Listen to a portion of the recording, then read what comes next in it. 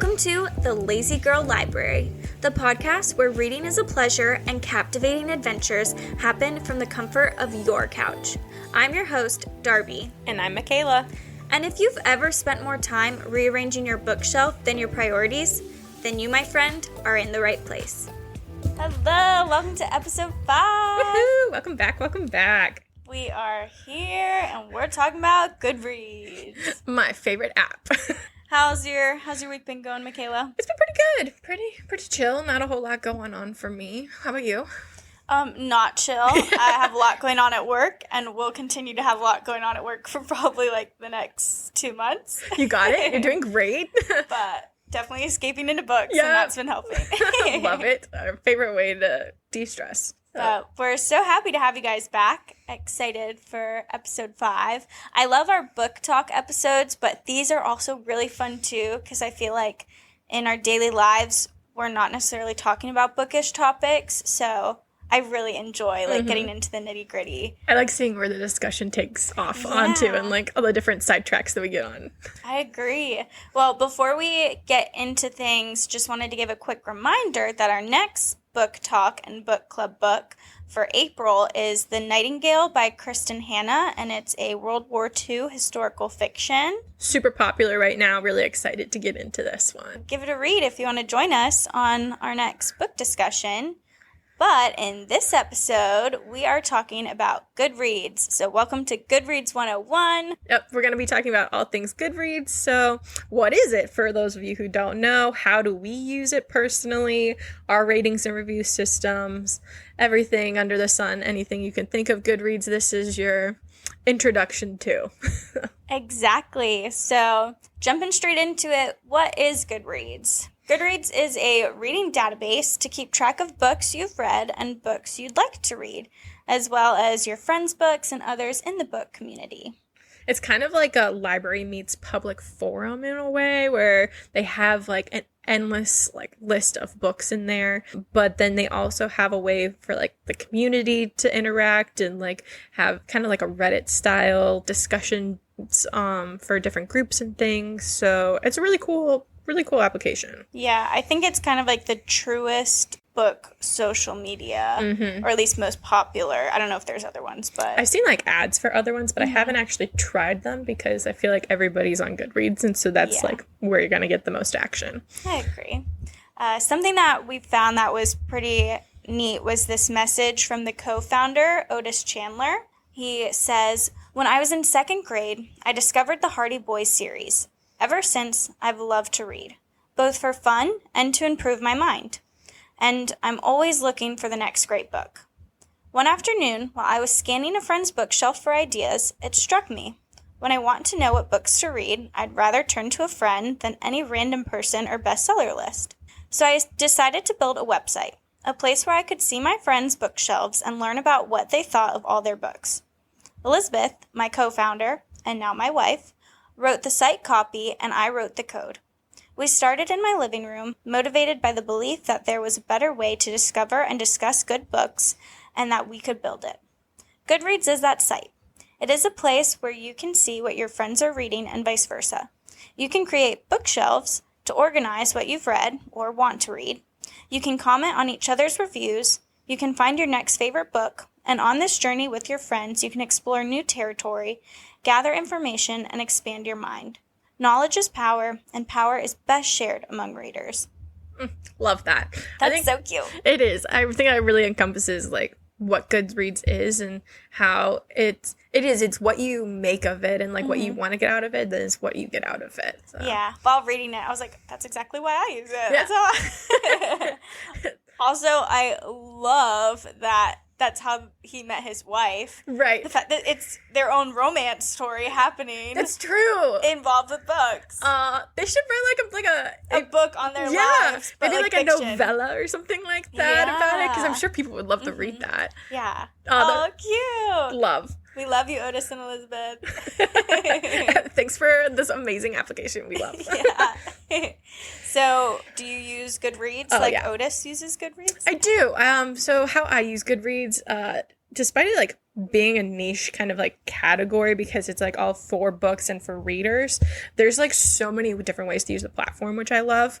And I haven't even dove into like half of what you can do on the app, but personally, as of right now, I use it mainly to keep track of like what books I'm reading, what I want to read. I keep up with like what my friends are reading. I'll go on and scroll the feed to see what people are up to and how far they are in their books. Occasionally, I'll find like books that interest me by scrolling through the different articles they put out. So it's like what's new in, the fiction world kind of thing. Because they put together those little, like, what to read next, or even, like, the recommendations that they'll send you. It's like, you like this book, so maybe you might like this book. I like the recommendations. Yeah, so I'll use it for that sometimes, too. But it also gets dangerous because that leads to the endless TBR. Hey y'all, Future Michaela here. Just wanted to pop in really quick and explain what a TBR is. So TBR stands for to be read. So when you hear us mention a TBR, we're talking about all the books on our list that we want to read in the future. Now back to the podcast. But your TBR is a little long, Michaela. it's ridiculous. Let's be honest, Darby. It's insane. It's funny because I feel like it really shows our two different personalities. I feel like mine is so long, and I think I have like maybe 30 books or something on there. Yours is like, it's like a normal bookshelf on my Goodreads, but versus like my TBR, it's like 300 books, and it's so ridiculous. I want to read more than 30 books, but I don't know. No, yeah. I try not to seek them out as much because then I'll like, I want to read this right now, but it's like, I wanted to read other books right now. Well, that's why I had to stop scrolling Goodreads, because when I first discovered Goodreads, funny story, I found Goodreads on like, I don't even remember if it was like TikTok or just like on a whatever Google ad or something like that. And I texted Darby, I was like, Darby, I found this new amazing app to keep track of all of our books. Have you heard of Goodreads? And she's like, yeah, Michaela, it's been around only for since forever. Middle school. But it was new to me, and so I thought it was new to everybody. So when I first like got onto it, I was like amazed by this thing, and that's where honestly most of my TBR came from. Was from the very beginning, where it just like I kept finding new books, and I'm like, that sounds good. That sounds good. All the books. Exactly. Well, because their database is so huge, and so I was like, I want that book. I want to read that book. I want to read that book, kind of thing. And it's like the endless doom scrolling of it all, and then before you know it, it's like 300 plus pages. Now I don't scroll as much, and I try to avoid the recommendations because my TBR is too long right now. So the only time I'll add to it is if I do come across like a book that I really like, think I would really like to read on like Instagram or something like that. Then I'll go and add it on there. But I don't scroll and purposely go look for them. It's just more like keeping track when I do come across something now, then I'll throw it in there. And it's funny because sometimes like, I feel like I need to go through my TBR and take off some stuff, because sometimes I read it really quickly, or I read a friend's review, and I'm like, oh, let me read that. But then I'll, like, go back and read the description. I'm like, oh, no, I don't want to read this. Oh, no, mine definitely needs some auditing there, but that's something for another time. I use it pretty similar to you. I definitely mainly use it to keep track of the books that I've read or I'm currently reading. I don't know if this is crazy, but sometimes I use it as a bookmark. That is crazy. Because you know how you can update, like, what page you're on? Literally, the last book I read, I would just have the page. You would just close a book without anything in it, and you'd go back and find... Yeah. Oh, my God! I know. Which I don't normally do that, but... It makes sense. Like, it's a good... And I have plenty of bookmarks? Yes, I have plenty of bookmarks, so it's not like I can't use one or find one. But for some reason, I just find myself being like, let me just type it in real quick and then close my book. It's a good safety because, like, even if you do have a bookmark, if something happens, falls out, whatever, then you have, like, so it makes sense. But, like, for me to think about not putting in my bookmark, I'm like, oh, my gosh. I do, like, double check. Like, I'll refresh it and then go back in to, like, make sure my number's there, like, of the page. Because I'm like, what if it's, like, doesn't save and then I go to my last page, then I'm like, oh, I'm so lost. Right. But, knock on wood, that hasn't happened yet. Wow. And then I definitely use it to get book recommendations from friends and to see, like, their point of views of books, because very similar to co-founder Otis, I don't love book talk sometimes, especially because I think a lot of them, well, I don't want to, like, generalize, but sometimes I feel like a lot of them can just be, like, all smut and spice and no story. Absolutely. And I'm kind of, like, over that, so not that I don't love good smut or spice, but that's just not all I want to read all the time, Right. every time, a full book of it. Mm-hmm. So I definitely like to use it to see what my friends are reading, because a Absolutely. lot of them also are not wanting to just read straight up spice all the Right. time. Yeah, I feel like book talk and like just like the book Instagram world is like a topic in and of itself that we should dive into sometime, Yeah. because it's taken over. I feel like at least my social medias, I get a lot of it, but I feel like it's become like the really popular thing, and it because of all of the spicy books. And then it's also making like all of our guy friends think that we're not reading like Right. nice books. Like they think we're just like getting after it, you know? And I'm like, no, we're reading like This is a historical book. Leave me alone. it's Like, about World War II. you should appreciate that. Yeah, it's war.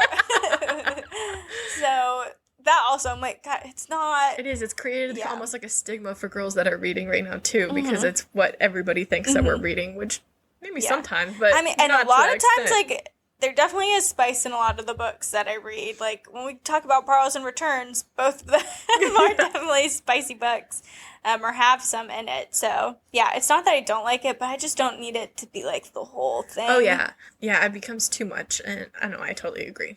Yeah, a topic for another time. Anywho, back to Goodreads. So, I know the answer to this, but our listeners don't.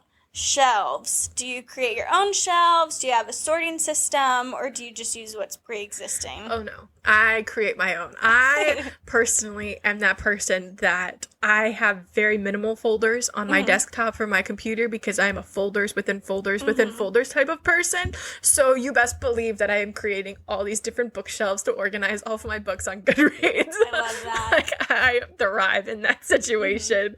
But I do things like I've created some of the folders that I've created. It's like for my do not finish books, books that I'm listening to on audio, because I feel like even though you're still reading the book, it's different than reading the book. Yeah. So I like to separate those out. I have our Lazy Girl Library books on there. So for anybody cute. going back and listening, you want to read some of our books, I go to my don't look at Goodreads. mine. Look at Michaela's. I have them all listed there for you, so feel free to go and check those out. I keep my 5-star reads, just things like that. My favorite, though, that I have is I call it my Q shelf, and it's for those books that I've already purchased, so I own them, but I haven't read them yet. Oh, so instead of cute. going to my TBR first, I'll go there to try to figure out what book. Ready to go. Exactly, which ones I already have, because I have too many and I need to start going through them. Yeah. So That is funny, not surprising at all. I think similar to our personalities, I don't have any shelves. That's okay. I just use what's there. I tried to make one shelf, and then I got confused, and then I never did it again. Yeah. So I don't know if the shelf even still exists. I don't know how to delete a shelf, but yeah, no. I just use what's pre-existing. They're It's just, the ones that they have, though, are like good existing books. Yeah. Or like shelves. yeah, because I think it's just currently reading, read, and then like Want to TBR. read, Yeah, yeah. want to read.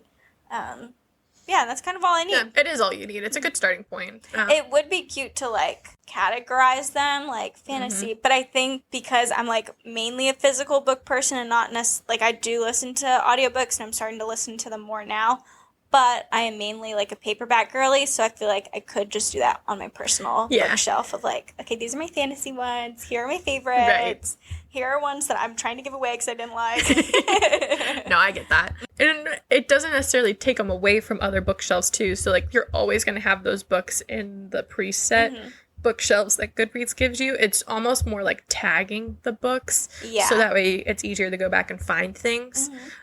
In which I know some people that are like, get super detailed in all of theirs, where they like separate it through tropes and different Yeah. things. I'm like, that's a little too excessive for me personally, because I know I'm never going to go back and try to figure that out. But I do like to add the different categories to go back, or if anybody else is like looking on my Goodreads, then there's a little shortcut to like find what. I do think having a shortcut would be nice, because sometimes I do go back to see like, oh, did I read this book when like in high school, or when did I read this book, or oh, let me share this book with a friend, who was the author, and then sometimes I have to scroll and I'm like, where is it? Right. So I was going to say maybe I'll try again, but I won't try. That's okay. It's a fun thought, but I don't think I'll get into it. I'll give you my Goodreads and say, There you go. can you start this for me? And I will gladly do it because I get so much joy from it. I love it. How do you rate and review on Goodreads, though? Yeah, we kind of talked about this before on a previous episode, but basically my newer rating scale, so my Goodreads is a little skewed for some of the older books because I have had Goodreads since middle school. I Brand new app. I used it a little bit in middle school and then barely in high school, and I just kind of dropped it. But then once we got back into books, then I was like, she's coming back. So I think I have a lot of 5 stars that aren't actually 5 stars. But with my new, more regimented system, my 5 stars are like the best of the best. Nothing can compare. You can't touch it. Like, I loved it so much. Like, even if someone pointed out a valid reason to not like the book, it wouldn't affect me because it's just like, it was perfect for me. 4, it was a great book. I really enjoyed it. I would still recommend it to friends. Like, it was definitely good. Like, I really liked it. 3 is like a solid book. I liked it, or I liked most of it, but I wouldn't want to be recommended a ton of those books again, or it's just like a book for every once in a while. Like, I can't read those all the times, but they're still good books. Right. And then a 2, sometimes I can still kind of like them, but I'm mostly like, this isn't really for me. I don't want to read this again. It was hard for me to finish. And then a 1 is like, please don't ever let me see the side of this cover again. This was awful. I'm scarred. I'm traumatized. Don't show me it. Do you ever go back and like change your ratings for books, or is it like set? So I did for a couple of them, like the high school ones or the ones from middle school. But no, I've left most of them. Yeah. But I think that my, like, weirdest part of my rating scale is that, like, 3s are still, like, good books for me. And I feel like for a lot of people, that's not the case. Right. But I'm trying to be more, like, strict with them. Because they all can each have their own thing.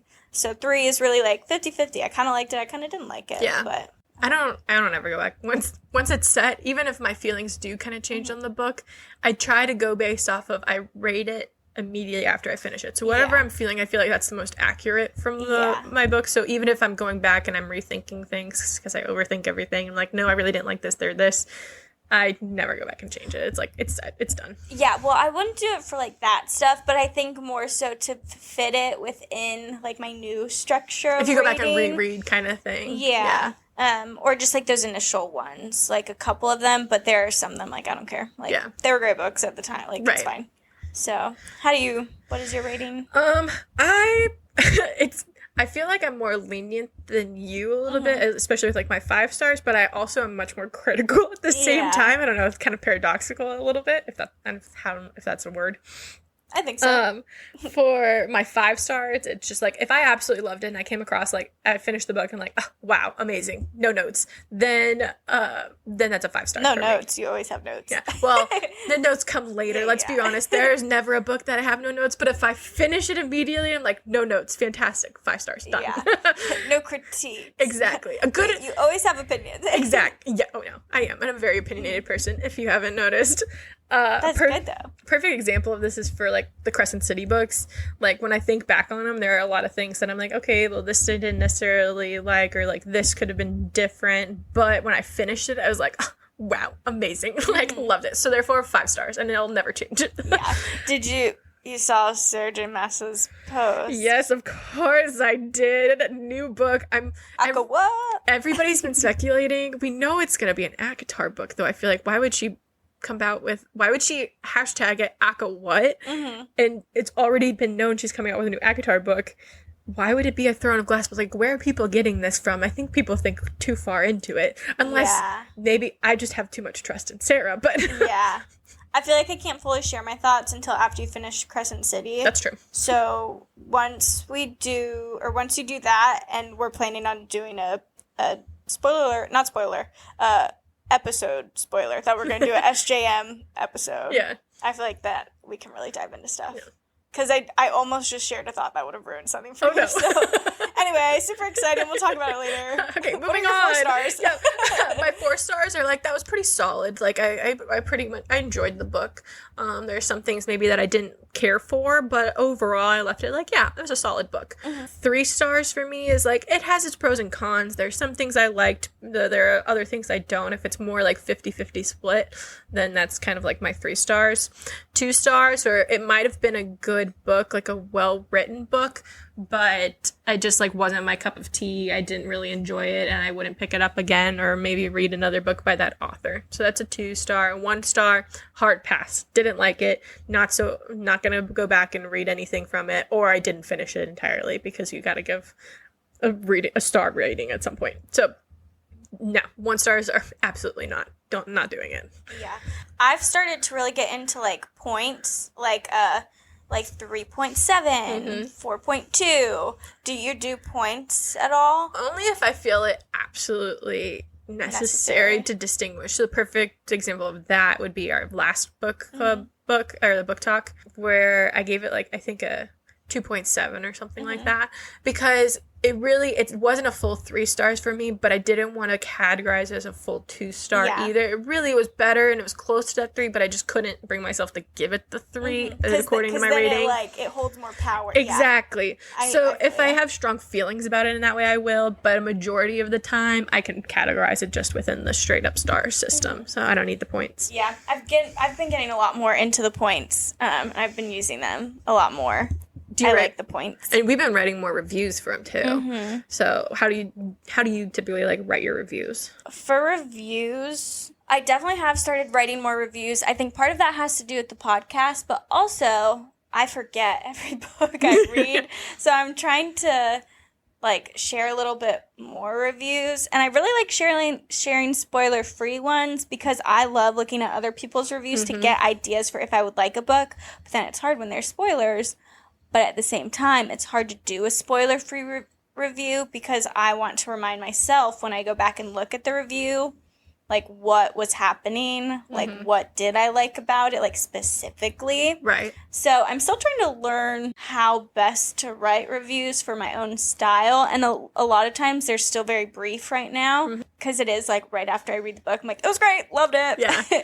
And maybe, like, I've seen people do it before on Goodreads, too, where it's, like, they put their non-spoiler review at the top, and then they put, like, spoilers ahead, and then they write below that, like, their more thoughts about the book with the spoilers, so people who are reading it know not to read, like, But then I'm a rule follower, and I'm going to hit the thing that says spoilers, and then no one's going to click on it. Yeah. I don't know if I can do it.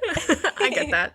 I've just started to, like, actually writing reviews, mostly for this podcast, in case anybody goes on my Goodreads and looks at it, because before it was strictly just stars. I didn't care about taking the time to go in and write a review. And now our opinions matter. Yeah. We are important people. Yes, we are famous book people. We're getting there. Yeah. We're Z-list book celebrities. I just There made that up. We got a ways to go. Yeah. So yeah, I've started doing that, and I've tried to keep it detailed but brief. So I kind of do, like, it sounds like a lot, but it's not, I promise, like a 3-paragraph kind of system, but each paragraph Definitely only longer has than mine.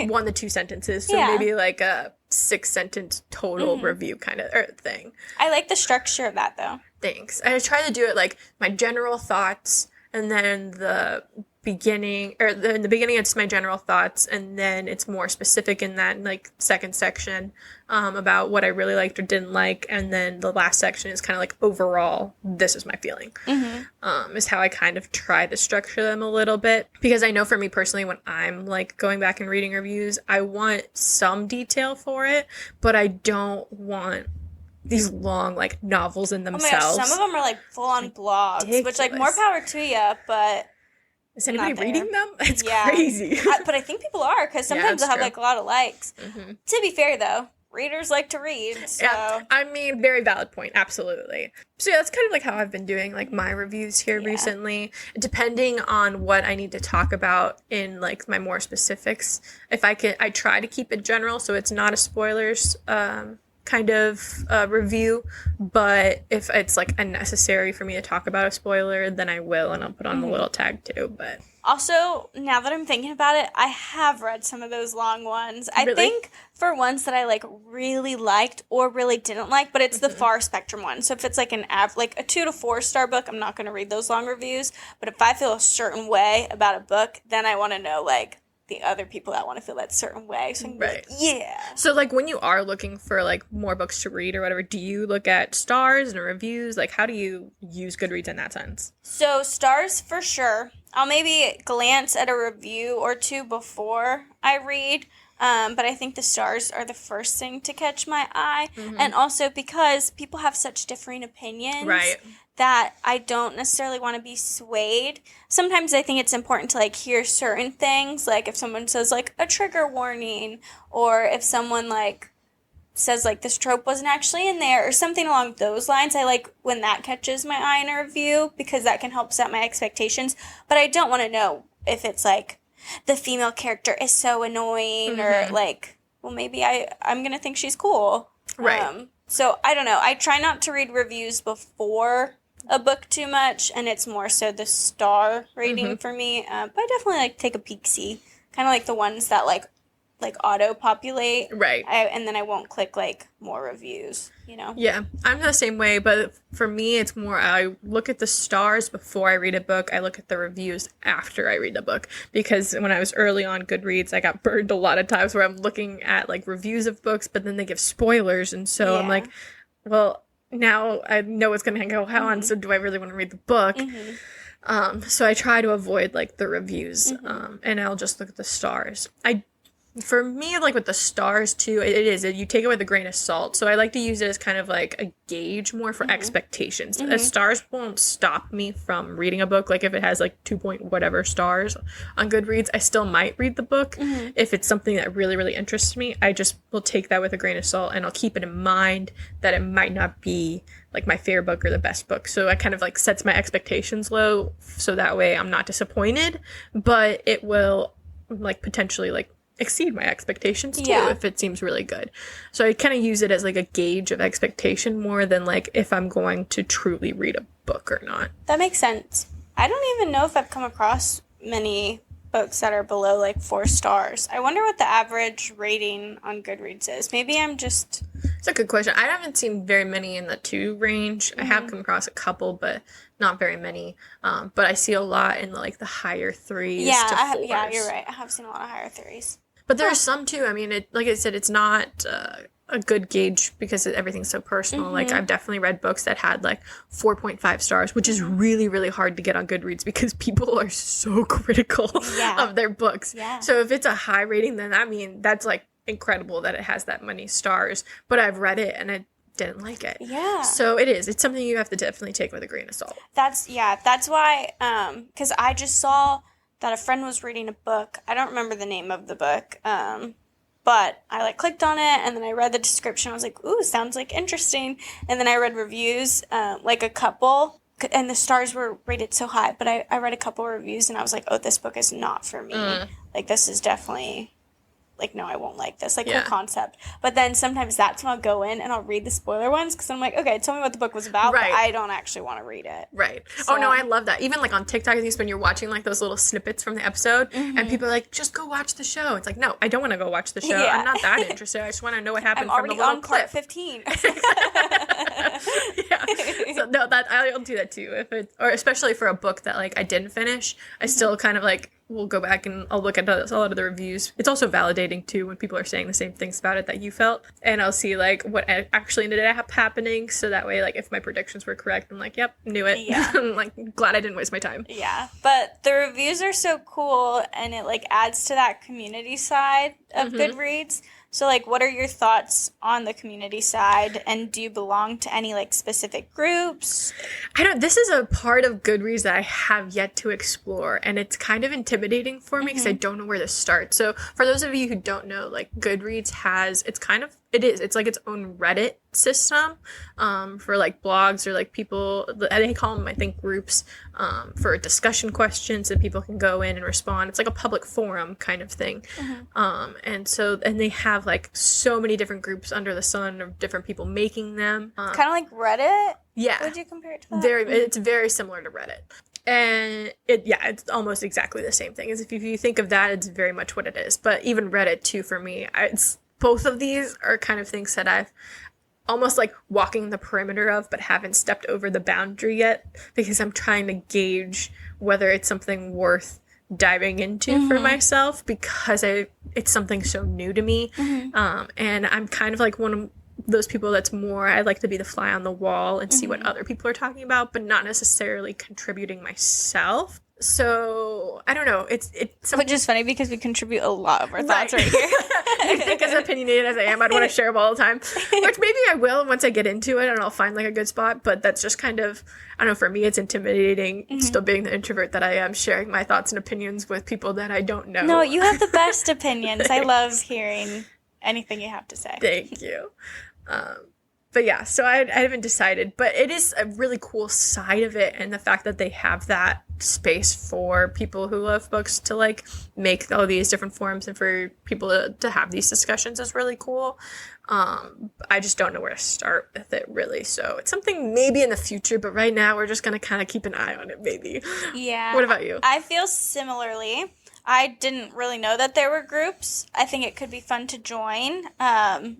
But also I think it's just been like an untouched thing of Goodreads. It's like you don't know something's there, so like I'm not even thinking about it. Right. So because I kind of just go on Goodreads and do what I normally do, but I think I could explore a little bit more, because there's definitely a lot of stuff on there that I haven't gotten a chance to dive into. But at the same time, I am pretty satisfied with like how my little feed looks and seeing all my friends and what they're reading. And sometimes I think like their opinions mean more to me, just because, not that other people's opinions don't, but I know them and I know what they like to read and like what their ratings mean and how they differ from mine. So I think that might get confusing for me a little. It's so fascinating seeing what people enjoy reading comparing to their personalities. Like our friend Janine, I just became like friends with her on Goodreads because I didn't know she had one. And like just knowing her as a person, I would have never picked the type of books that she reads. I know. Because she reads very like nonfiction, like biographies from like a soldier from war kind of thing. Like those types of like really hard-hitting like nonfiction books, which for her as a person, I would have never picked, because she's so like bubbly, outgoing, like, you know, kind of super energetic, and like these like super hard hitting books. It was like a new side of her that almost I feel like unlocked for me. I'm like, oh, that's so interesting. Yeah. Like, these are like what you choose to read in like your free time. And some of them I have added to my list too, because they're like interesting, and I would have never come across them without her. It is so cool. I also very much agree. It's so neat seeing what friends read, because it can be so different from the way they act, like you're saying. So yeah, I'm pretty satisfied with that. But at the same time, I like seeing sometimes what acquaintances, because I'm friends with some people on Goodreads that I'm not like actually like, hey Susie. So, and I really like hearing theirs as well. I think because you have a perception of them, and then when you find out what they read, you're like, oh, that's a little different. But because they're acquaintances and closer to a stranger, I'm like, well, maybe I would like the groups because they're different. It's almost like it's not an unbiased opinion, because everybody has like biased opinions, but for you, because you don't know them personally, I feel like it's almost like an outside unbiased kind of opinion on something too. But maybe if it's on like the group is on a topic that I feel strongly about, and it's like if the group were something that I don't even know what kind of groups they have, but if it was something that like we all have the same opinion and it's known when you join that group that you all feel this way, then I guess I would probably like that, because I know that we all generally have a similar opinion on it. I don't know. Now I'm getting confused with myself. Maybe I'd like it. Maybe I don't. I think I just have to try it and see. I think it is something that maybe this year I might dabble in it a little bit more. Yeah. Because I do like seeing others' opinions. But Goodreads people can be intense. They can. Some of the reviews that you read, or like the opinions, even like I've noticed just like from the book, Instagram, TikTok, social media community, like people can be ruthless with and like super, super opinionated and like not willing to hear other sides too, which I'm like, I don't know, that's super intimidating to me. So. Yeah, I get it. It's kind of like any social media where you have like the wings, like you have people on one side of and people on the other, and that's kind of like all you're seeing. You know, oftentimes you don't really see the average Joe being like, oh, it was great, it had some flaws, blah blah blah. So that can be hard too. I wonder why the algorithm really just feeds you, I don't know, the extremists. And like, as much as I'm a conspiracy theorist, some of the theories that I find, oh my God, so far-fetched. Oh my gosh, like where did you come up with this? Yeah. Like I thought I was crazy for a lot of these things, but wow. This one strand of hair means that it's the horse's butler. It's crazy for some of the things that people like will pull out of books. Some of them are intriguing, like, and I'm like, oh my gosh, I didn't even think about that. That's brilliant. And others, I'm like, what truly, the heck are you talking about? The way she giggled means nothing. The way she giggled means nothing. Don't pull at strings. Exactly. Yeah. I don't know. But another great feature I love on Goodreads is the like reading goals. So what's your reading goal for 2024? So my reading goal for 2024 is 20 books. I like to lowball so that I can make sure that I meet the goal, because especially something as fun as reading, I don't want the goal to stress me out, and I don't want it to feel like work. And so yeah, for me, a goal like that is not like fun to set one really high. Last year I read 24 books, and that's pretty typical for me of doing 2 books a month, because typically it'll be like the book club book and then like my own like personal book that I'm wanting to read. But I've started to listen to more audiobooks this year, so I'm thinking that number will rise a little bit, possibly. I don't know, because I'm definitely like ahead of schedule right now. But again, the goal, like, I like it, but it's not like a priority for me. I think what I like more is how at the end of the year they do like your recap. Yeah. And they say how many pages you've read, and like it is like, really cool. That one is more fun. Like they show you the collection of the books you've read, and so that makes me more happy. But I do like the goal, and it is fun to see like, oh, I'm getting closer, but I'm more so like the recap of it all. Yeah. What about you? I'm similar. So my reading goal for 2024 is 35 books. In 2023, I set it at, I think it was 30, and I ended up reading 38. So it was because you are a faster reader than me. I just devour books. But I will say 2023, I was that year, we talked about it previously, where I was just ferociously reading. So I figured at the beginning, when I said 35, I'm like, it's a little bit less than what I actually read, thinking I'm going to slow down a little bit. But still, it's a doable number, but still challenging myself a little bit from like the previous year. Yeah. And I'm doing okay with it right now. For me, it's like a benchmark almost, where I don't check it constantly. To see like, oh, where am I at? Or like Goodreads will tell you if you're on schedule, behind schedule. I don't really check that because that stresses me out. Oh, I didn't even know that. Yeah, it takes like into account like how much time you have in a year, and it'll tell you, and it kind of like breaks up your books into like different, I don't think it tells you the different benchmarks. It'll just tell you like, you're on track, you're a little behind kind of thing. So I don't really check that because that will stress me out, and it's supposed to be an enjoyable thing. But it is fun. Like after I finish a book, every once in a while, I'll go back and check, and I'm like, oh wow, I'm already like finished that many books in a year. Like that's crazy. But some people are, oh my gosh, they make me feel like a snail. There's like 200 plus books in a year. I'm like, how? Where did you find the time? Like, that's incredible. I wish I could be like that. But, like, I don't think if I read, like, if my job was just reading every day, I don't even know if I could get to that. Like, I'm speechless. Yeah. It's crazy. I know. It's so cool for them, but, like, I can't even imagine. Right. Like, even getting to 30 books right now is kind of, like, out of my range. Right. Like, for me and my previous, like, I'm like, that is just quite a few more. Like, I don't know if I could get there. Exactly. And I'm technically for 2024, I'm a little bit behind on my goal, according to Goodreads. But yeah, so just trying to think about like how much more, I feel like I'm reading as much as I can right now. How much more you have to read. And I'm only doing 35. What are people have 200, 300 books? And I get that audiobooks really help with that, because I'm the same way. Like I've started doing that too. And that has helped keep my book count up a little bit more. But shout out Spotify for adding that feature for premium members. We love you, it. Spotify.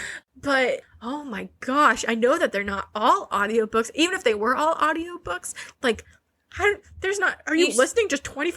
The people that listen, we have a friend who listens on like 2.5 speed. Yeah. And it's like, shout out Madison. How do you even, you know who you are. how do you even retain what you're getting? Because that's the only way I can see you even audiobooking it and getting to that number. Where they're talking like this, and you have no idea what they're talking about. And you're like, oh my gosh, wait, whoa, I missed something there. I slowed down for a second. Yeah, it's insane. It's like intimidating because you're like, oh my gosh, I'm not even getting close to that number. I feel like I should be reading more. Yeah. But you got to remind yourself, like, no, it's okay. It's a unique experience for everyone. We'll get to it when we get to it. I want to enjoy, but and that's not how I can enjoy. Exactly. Overall, what do you think are the pros and cons of Goodreads? Can I start with pros? Yeah. Let's start with pros. Let's start with cons. End on a positive. End on a positive. Love that. For me, on the endless TBR, as much as I loved at the beginning, it got too much for me. And that's like adding stress too now. It is. Well, and it's something that I constantly think about where I'm like, there's so many books that I want to read before I die, but then I don't know if I have enough time to get through them all, plus because of all the new books that are coming out too, let alone all the ones that already exist. And so it's just like an overwhelming sense of time for me. Or I'm like, oh my gosh, I can't. If I think about it too much, I spiral. I'm hoping in heaven I can just like every day imagine a different library that I want to like design in my head, and then I get to walk in and go pick out a book to read. That would be fantastic. God, maybe.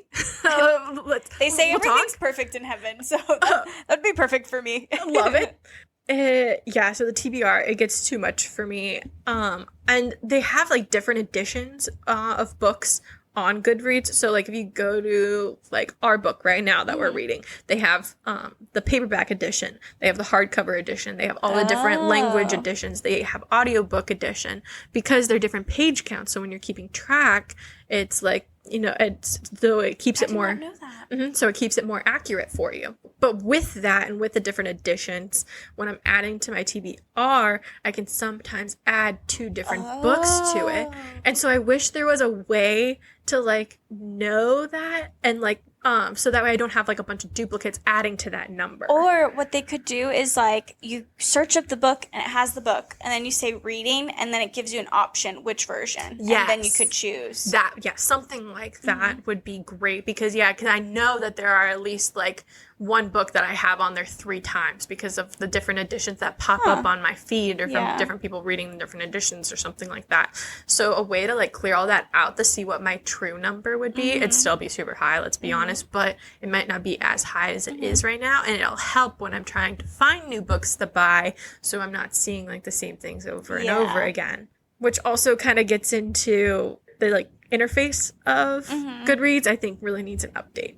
Because it's so much older, I think that it like there's a lot of things that can be changed to make like the user experience better. Because it's mostly like a website, but even the website is kind of outdated in the way that it's formatted. It could just be like easier to use, and like the app can be really weird sometimes. And with like updating, it works and it gets by, but I think it definitely could use like a refresh on it, because it, especially compared to like other books, like websites or like apps and stuff that I'm seeing that have like really cool features, like the buddy reading, where I think I sent you one where you can like read a book with a person, you set like a spot, and then it'll only show like your comments and like when you get to that spot, so you're not seeing anything. So like something like that, just like to refresh it, update it, and keep it more like up to date with new technology, I think would be really helpful. Yeah, I agree. I said the same thing, that it's not very user friendly. And I literally said it could use a bit of a refresh, were in my notes. It also seems like sometimes it has like a few bugs or kinks. Like if I'm in the middle of writing a review sometimes, the app will just like shut down. Like it'll like close, and I have to reopen it, and then everything's gone. So for the people that write those long reviews, I hope you're writing it in notes and then like copying and pasting. Yeah. Because I think I'd cry. So that does bug me a little bit. Or like if I'm trying to like get to a book or get to a friend's page, and it's then doing that like really slow thing. Or if I'm trying to update my page count and then it for some reason freaks out. So sometimes it just like won't work. Or like being able properly. to like move books around a little bit more freely instead of just by like how they're organized, like specifically like moving books more around within like bookshelves or whatnot. I don't know. It could definitely use a refresh on that. Yeah, and I think part of the reason why I haven't explored it enough and know everything about it is because the user interface is not the easiest to get around. Yeah. Like, I don't even know where to look for some of these things. Right. So that can be a con sometimes because it's like I want to utilize it more. I just I don't know how, and it's kind of hard. Right. And I know that there's some things you can use easier, like on the website itself versus like on the app, which I think is kind of backwards in today's age because everything is more mobile now than most people using, especially for something like this. People are on more mobile than they are on the actual website. I would at least assume. So We still love you, Otis and Elizabeth. yes. Oh no, it's a fantastic database. We love it. In fact, we're going to talk about what we like about it in our pros right now. Database, the fact that it's huge and like I can find 98% of the books that I'm looking for, even like the most obscure little ones, they're all on there. Yeah. And how they keep up with it, I think it's like connected with Amazon, I think is what I've read, because you can buy books off of Goodreads from like Amazon and like link those two up or whatever. So maybe that's how they do it. But the fact that they have almost every book under the sun on there is incredible to me. Yeah. I think that really helps a lot. Also, love the progress tracking for both like the books that I'm reading and like how many I've read in a year. It keeps track of everything for me. I love that. I'm constantly one of those people that's like closing the book and checking to see like how many pages are left or like where I'm at. So that progress tracker, it's like dopamine in my veins. Love it. Yes. Yeah, I love seeing too like what all my friends are reading. And it really is like what you make of it, because there are so many more features, and it encourages you to like expand your horizons in all the different books because of the different recommendations you're getting, both from friends and from the app itself. And like, hey, you might like this. So you're really like getting to see a bunch of books that you might not have come across otherwise. So those are a lot of my pros. Yeah. I like it.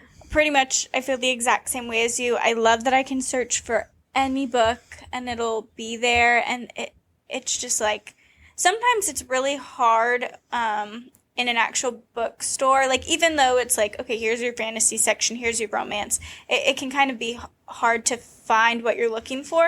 And I think on Goodreads it's a lot easier to like look through books and like search for different ones a lot quicker, which is nice. And then also I love, same thing, I can easily read reviews and I can connect with friends all in one place. Yeah. And that's really nice that I can do all of that in one spot. And then I think one of my favorite like pros about Goodreads is I can easily see the order of books. Oh, yes. Sometimes books, like when you're in a bookstore or just like physical books, they don't like number them. Like you don't know what book is one. And that, I think we talked about this, but this affected one of our friends one time. Yeah. She was supposed to read like the second book or third book, and she ended up reading like the fifth book. And it completely ruined the series for her. Yeah. So I love that I can find the order of the books. Absolutely. Because really even easily. like, even on like Barnes and Noble or like Amazon where you're buying like these books, even that can be really unclear about what the order. Yeah, absolutely. Totally agree with you. I think that is also my favorite part. Yeah. No, it keeps it really straight and easy to find anything that you want on there. Yeah, no, I totally agree. And it like takes away a lot of like personal work of like you said, like the progress bar. I don't have to keep track of like how much is left. Like it'll tell me, or that recap at the end. Like I don't have to like necessarily make a cutesy thing, even though I might make a cutesy thing of my books. It's gonna tell me like you read 11,000 pages. Yeah. Like it's like go Darby, and I'm like yay go me. Yeah, I do love that too. So. I love, with the end of year review, like the graphics and everything that they put together, it's very Spotify rap coded, but for books, it does. It makes you feel really good about like everything that you've done in a year. And even though it does like the progress tracker tell you like, oh, you might be behind, they never make you feel bad about it. Like some like maybe like workout apps where like, you know, or like the Apple Watch where it's like you haven't stood up today, maybe take a break. Duolingo, kind of thing. when it's like Duolingo sad at you, and I'm like, why? sorry, I'll do Italian tomorrow. Right. Yeah, so it's really good about, like, not making you feel bad, really keeping it a positive experience for you. Yeah. So, we love Goodreads. Woo! Definitely let us know what you think about Goodreads. I think it has a lot of potential to continue to grow, and as, more readers become more readers. Yeah. I think there's a lot of room for Goodreads to grow, and I do hope that it continues to, like, keep up with the times. Me too. Because I do think that potentially there could be another app that comes along. It takes over. Yeah. Absolutely. If you're interested in our Goodreads, they are linked on our website. And I believe I also have them on our Instagram in the bio at Lazy Girl Library. So if you want to keep up with our Goodreads, become friends. We love new friends. Go check us out there. It'll be fun. I'll like all your stuff, and I'll be your biggest fan. Yeah. I'll comment. I'll say hi. I want to see what you're reading. Yay, Goodreads. Yay, Goodreads. And now, what have we been putting into Goodreads? Yep. What are our borrows and returns? You want to start us off? Sure. So, my borrows and returns, borrows, I'm just now starting both of these books. So I'm not really, like, in the middle of books, besides the one that's, like, been on my shelf, my back burner book, which I'm not even talking about because I haven't touched it. But so Book Lovers by Emily Henry, I just started that one. I've heard good things about this. I love Emily Henry, and I also have only ever read her books on audio, like audiobooks. She uses the same voice actor for it. I know Michaela didn't love it as much, but I love her, this voice actor, and so I really enjoy hearing her audiobooks, and it's a lot easier for me. I don't know. I have no complaints about her. So I'm excited to dive into this one and to listen to another one of her books. And then my next borrow is I'm getting ready to start our book club book, so The Nightingale by Kristen Hanna, but I have not started it yet, so I don't have any thoughts. But I'm really excited to get into it, and I'm going to start it this weekend. For my returns, I finished Bride by Allie Hazelwood. I enjoyed it, but it did lose me a little bit in the end, and I don't know if that's because it was audiobook. Maybe I would have been more into it if it was like a physical book. And then also, they had some spicy scenes, which, to be honest, I like skipped a lot of them.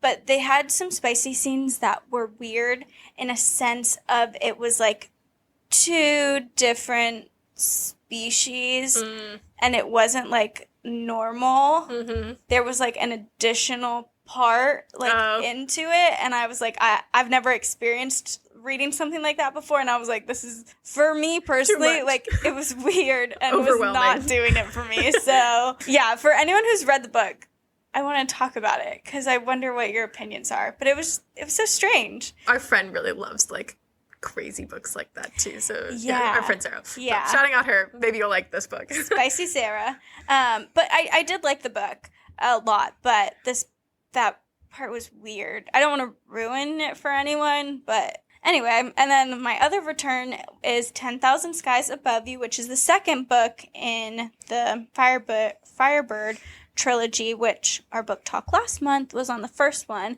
and I really loved it. I'm excited for Michaela to read it. I think she's gonna like it a lot more than the first book because you're connected to the characters more. There's definitely like more development of the overall plot line, and then there's a bunch of new dimensions, and they touch on the ethics a bit more, and so intrigued. So it was really good, and I'm nervous for the last book and how they're gonna end it, but I'm excited to read it. It was really good. I enjoyed it. I'm glad you enjoyed it. I'm definitely gonna I have it. I just have to start it. So I will let you know when I do.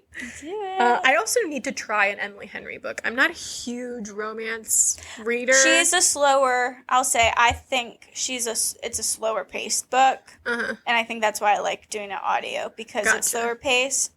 But I love her. I've just heard a lot of people love her, and like out of all the romance books, like she's like super, super popular right now. I haven't touched them because it kind of gets on my ick from a couple episodes ago with the covers being really kind of cartoony with the people. But it has been one that I've been going back and forth. Like, maybe I should try, maybe I shouldn't. So maybe you should give me a rec and I'll check her out. Yeah. Or maybe our listeners can give you some recs too. Let what me your favorite know. one? I think she just came out with a new one a a new book, so I haven't read that one yet. But Gotcha. maybe a future book talk book. Yeah. Try it out. Check it out. As for my borrows and returns, for borrows, I just started on audiobook. It's called Wild by Cheryl Strayed, and it's a memoir. It's like was really popular. It's an older, not old, but it's an older one that came out. I think Reese Witherspoon made a movie about it. I could be totally wrong, but she did make. I know what you're talking about, I think. And so it's about the author and her life and how she went and hiked the Pacific Crest Trail as like a non-professional hiker. Like she's outdoorsy, but she's never done like this crazy trail, which for if you don't know, it's like a hiking trail that stretches from the West Coast from like the bottom and like I think it starts in New Mexico. I could totally be wrong. I don't remember. I'm not sure. I love the outdoors, but I'm also not professional. Yeah, like it's like Southern California stretches and it goes all the way up through like Oregon or something like that. So it's cool. like all right, I'm gonna do it. Honestly, I could totally see you as I've been like listening to her go through it. It's something I imagine you and Emily doing together. Did you hear that, Emily? We have a new hike to do. So I'm just kind of like getting into it. I'm still early on, but I'm really enjoying it so far. I'm not a huge fan of the narrator for it because it's not the author, and a lot of the times the author will read their own book, but in this case it's not. The narrator's voice isn't my favorite. It's kind of hard to get into, but once I get past that, the story itself has been pretty good so far, and I'm interested to hear like what she learns about herself along the way on this trail, because I've gotten a lot of backstory and now I've gotten to the part where she's truly starting the hike. Is the voice actor narrator, is it like she doesn't have emotion behind the words, or is it like more, it sounds kind of like my grandma reading to me, like that kind, I don't know, it's the way that her voice is very like soft, and like she kind of does like this thing with it, and I'm like, I don't know, I don't like it. I'll play it for you after we finish recording. It sounds a little, the way that you just did it, I think that's a little too ASMR-y for me. Yeah, a little bit. I don't know. It's hard to describe. For anybody interested, it is on Spotify's audiobooks. That's where I'm listening to it. But yeah, I'm enjoying it so far, and so I'm curious to see how that takes off. For my returns, I finished The Anthropocene Reviewed by John Green. How was it? It was really good. It was another audiobook I did on Spotify, 4 stars for me. He wrote it during COVID, so there are a few times where he talks about COVID or like certain things that I'm like, now in 2024, I'm kind of like, I really don't care about, or moving on past or like, it. I don't bring me back into that. Exactly. So that's why it's 4 stars instead of 5 stars for me. But other than that, I thoroughly enjoyed it. All the different essays, like there's some really deep and meaningful ones, but there's some that are like really silly and funny, and just like talking about how humans relate to the world and like the effect that we have on the world. It's really interesting to hear like his perspective and like the way that he ties things in together, because his like stories and metaphors are fantastic. It's one of the reasons I love him as an author, and he definitely brings this in a nonfiction way. So I really liked it. Highly recommend. Okay, I might have to listen to it. You should. It's really good. It's like I said, it was on Spotify's audiobooks. I'm sure you can find it elsewhere too. That's just where I listened to it, but it was really good, and he reads it to you, and I did enjoy his voice. Yeah. John Green is just like, I don't know. I like him a lot. I'm trying to describe like, because you know how there are some people that you're like, aw, grandpa. Like, they just feel like that. That's kind of how he feels, but he's not at that age yet, you know? Right. So I'm trying to think of Uncle? like, like, aw, sweet uncle. Yeah, maybe. I do. I like him a lot. Yeah, I do too. He was one of my favorite authors growing up in high school. And so I think he said that this was his first nonfiction book that he did, but it still reads in that very, if you like John Green, you're going to like the way that he writes this book, because it is still very John Green-esque in the way that he describes things, and he can go from silly to like super like symbolic and meaningful. It's really enjoyable. I think I'll have to give it a try, because I haven't read anything John Green, I think, since high school. And what's nice about it too is because they're like individual essays, you don't necessarily have to read it in the specific order. You can jump around, or if you're not liking a specific topic or essay, then you can skip it and move on to like a different one, because it's not going to affect how you read it. So that's good. Overall really good. Aw, I love it. Love reading. Love talking to you. Love talking to you too. I love our discussions. I do too. I hope you all do as well. Even if you don't, let us know if you're like, hey, you guys talk about that for too long or too much. Let us know. We want this to be enjoyable for everyone. Again, our Instagram is at Lazy Girl Library, and you can also find us at lazygirllibrary.com. Let us know your thoughts and opinions. That's kind of it for this episode. Hopefully we'll see you on Goodreads, and we'll talk to you next time. Bye, guys. Bye. Well, dear listeners, we find ourselves at the end of another episode. And remember, the Lazy Girl Library is not just a podcast, it's a community. We absolutely love hearing from fellow book lovers, so don't forget to share your thoughts and your favorite reads with us on our social media. You can find us on Instagram at Lazy Girl Library. Make sure to check out our website, lazygirllibrary.com, your one-stop shop for all things Lazy Girl. Before we go, we want to take a moment to thank all of our wonderful listeners. Whether you're listening from your cozy bed, on your way to work, or anywhere in between, thank you for making us a part of your day and for being a part of our Lazy Girl family. So keep those pages turning, keep those imaginations flourishing, and remember, the best stories are yet to be discovered. Until next time, stay lazy and happy reading.